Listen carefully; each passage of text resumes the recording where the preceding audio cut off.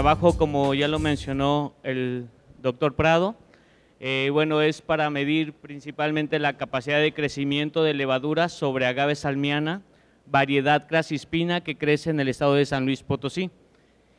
En este caso, bueno, como ya habían visto, esta es una diapositiva en la cual se muestra los diferentes lugares en donde se producen bebidas destiladas a partir de agaves. Como podemos ver, casi todo el litoral mexicano tenemos diferentes especies de agaves que son utilizadas para la elaboración de algún tipo de bebida alcohólica. Los procesos de producción son muy similares en todos estos lugares. La diferencia principal van a ser tanto los equipos que van a utilizar y las condiciones de operación. Sin embargo, bueno, aquí se marcan las principales etapas, como está la recolección de la materia prima, el cocimiento, la molienda o simplemente ruptura de los agaves, la fermentación, la destilación y el envasado. Excepto el pulque, pues ese no es destilado, sin embargo la mayoría de las bebidas a partir de agaves son destiladas. Dependiendo del lugar de origen es el tipo de materia prima que son utilizadas. Aquí, por ejemplo, se ponen algunas imágenes, por ejemplo, del agave maximiliana, agave maximiliana para la producción de raicilla, agave angustifolia para mezcal en Oaxaca, el agave cupriata, que también hace rato se tuvo una presentación, que es utilizado como materia prima para la producción de mezcal en Guerrero y en Michoacán. El agave tequilana Weber, bueno, pues para la producción de tequila y algunos mezcales. Y aquí tenemos la fotografía del agave salmiana, que es el que crece en San Luis Potosí. A diferencia del mezcal pulquero, que también es un agave salmiana, este es un agave más pequeño. Como lo vamos a ver, tiene una peculiaridad muy grande. Cuando se obtiene el jugo de este tipo de agave se genera una gran cantidad de espuma. Entonces esa es una de las diferencias que tiene esta especie de agave.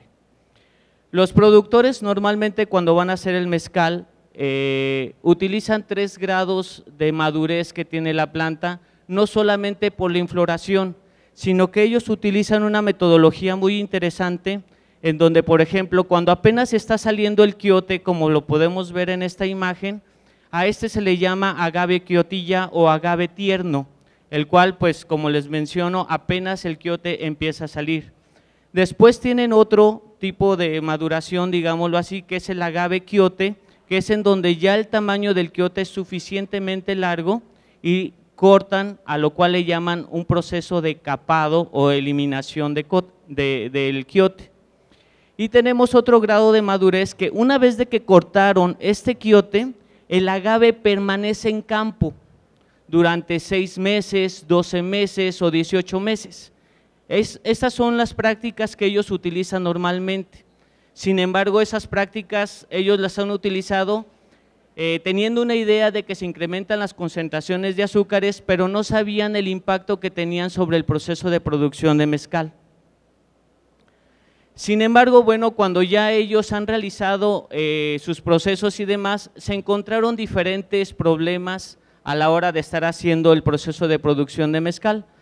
Lo que ellos notaron es de que cuando van y colectan estas plantas, pues llevaban tanto agave quiotilla como agave quiote, como agave tratado y hacen una mezcla de todos ellos. Entonces, de tal manera de que hay una diferencia en el mosto que se obtiene. Esto impacta directamente en las capacidades fermentativas de la levadura. Como ya también se mencionó en alguna de las pláticas del día de hoy, los mezcaleros, y bueno, también voy a hacer una mención rápida, en el estado de Oaxaca es en donde hay más productores de mezcal, hay casi 1000 productores en el estado de Oaxaca, en el estado de Guerrero hay como 700, en Michoacán hay como 300 productores, en San Luis Potosí aproximadamente entre 5 y 10. ¿Por qué es esa diferencia? Por la dificultad que tiene el fermentar este tipo de jugo. Ellos cuando empezaron a hacer su proceso de producción, o más bien a reactivar su proceso de producción de mezcal, optaron por utilizar una levadura comercial. esa levadura comercial era una de panificación. Entonces se la adicionaban y empezaban a hacer la fermentación. Se observaba claramente que la fermentación se realizaba porque había desprendimiento de dióxido de carbono y demás. Sin embargo, los rendimientos de producción fueron muy bajos.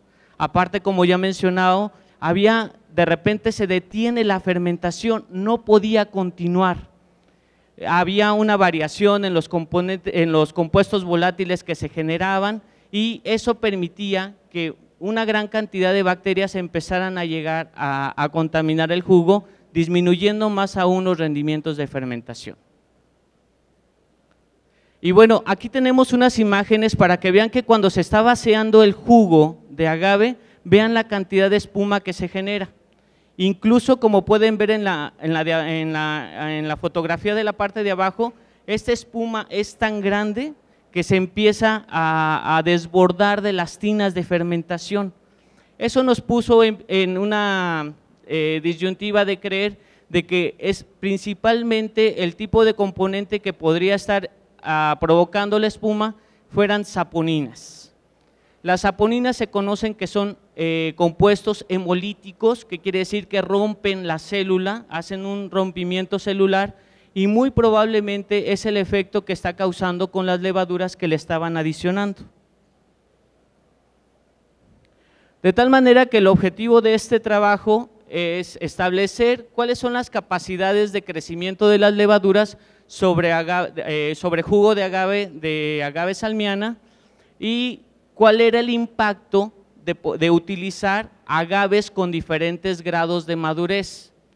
Por otro lado, podríamos pensar que no solamente las saponinas podrían estar afectando el crecimiento de las levaduras, de tal manera que también se agregaron ciertos nutrientes para ver si estos nutrientes pudieran ayudar a que la levadura soportara ese tipo de jugo.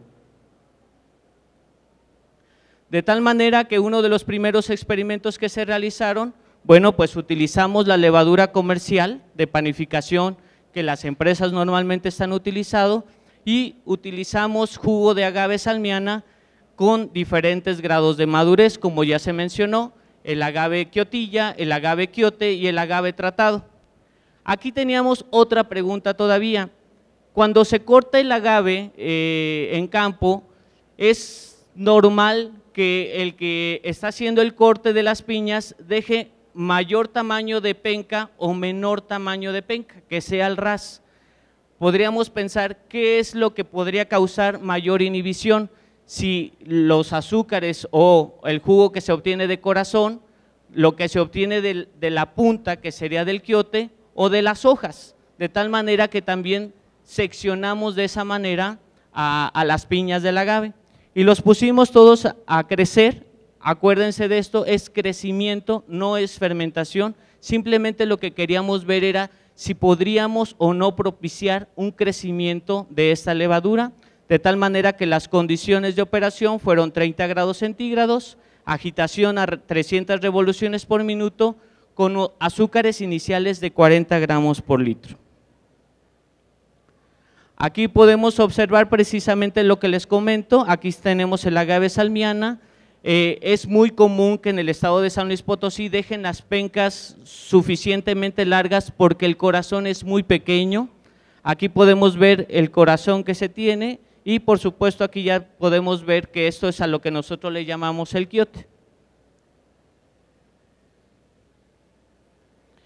En el segundo experimento, como se mencionó, aquí ya no solamente utilizamos una levadura comercial, también utilizamos una levadura endógena del lugar, una levadura que fue aislada por nosotros. Se utilizaron también este tipo de nutrientes, sulfato de magnesio, cloruro de calcio y fosfato de amónico, para tratar de que la levadura comercial tuviera los nutrientes necesarios.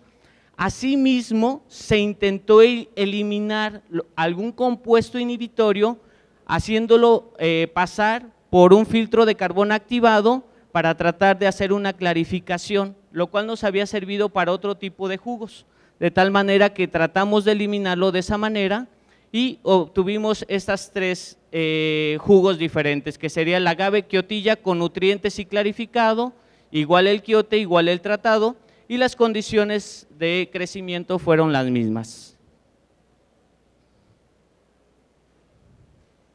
Bueno, una de las primeras preguntas que nos hacíamos era si los agaves, después de haberle cortado el quiote y que permanecieran en campo, si mantenían o incrementaban o no el contenido de los azúcares.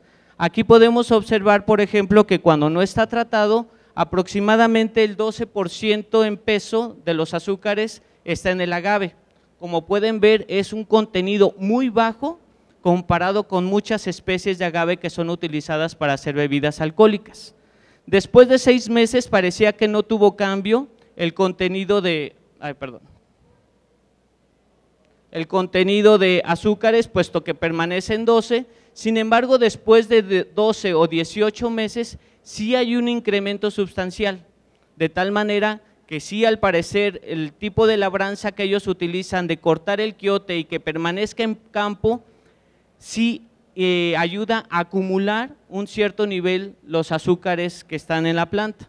Sin embargo, a pesar de que saben esta información, en ocasiones las necesidades de llevar rápidamente los agaves, en ocasiones es más preocupante.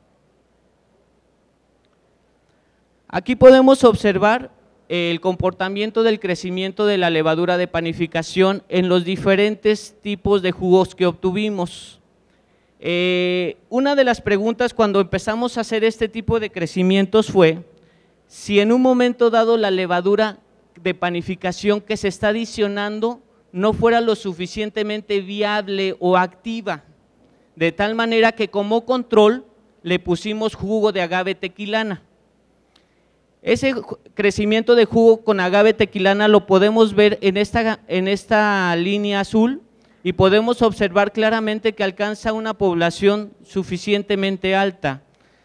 Y también podemos apreciar que independientemente de dónde provenga el jugo, que si es agave quiotilla, si es agave quiote o agave tratado, o que si es de corazón, penca o quiote, independientemente de cómo se haya obtenido el jugo, el crecimiento es muy pobre de la levadura.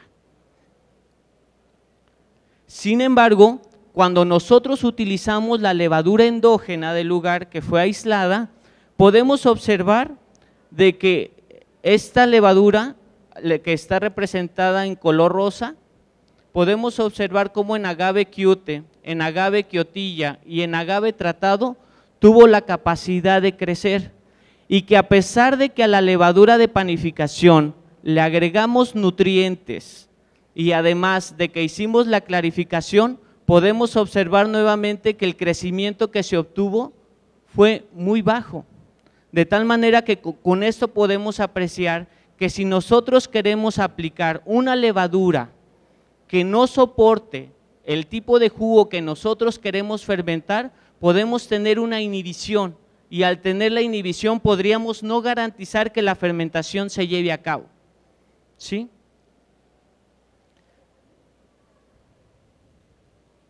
Bueno, con todo esto, aquí presentamos las conclusiones, en donde está precisamente lo que les comento, que una levadura comercial es muy probable que no esté adaptada a este jugo de agave salmiana, de tal manera que nosotros lo que recomendamos es primeramente, la primera pregunta antes de agregar una levadura comercial es preguntarnos qué queremos obtener, cuáles son los rendimientos y cuáles son los compuestos. Como ya vimos en presentaciones durante todo el día, necesitamos preguntarnos qué es lo que el consumidor necesita, qué tipo de compuestos volátiles queremos generar, cuáles son los rendimientos y cuál es el tipo de proceso de producción que queremos. De repente veo que muchos de los productores están muy orgullosos del tipo de proceso artesanal que realizan en sus fábricas y de repente agregan levaduras que no son endógenas.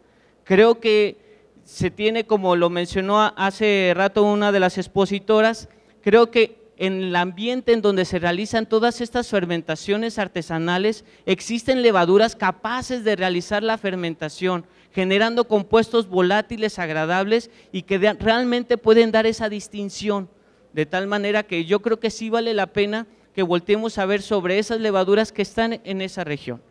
Les agradezco mucho su tiempo. Gracias.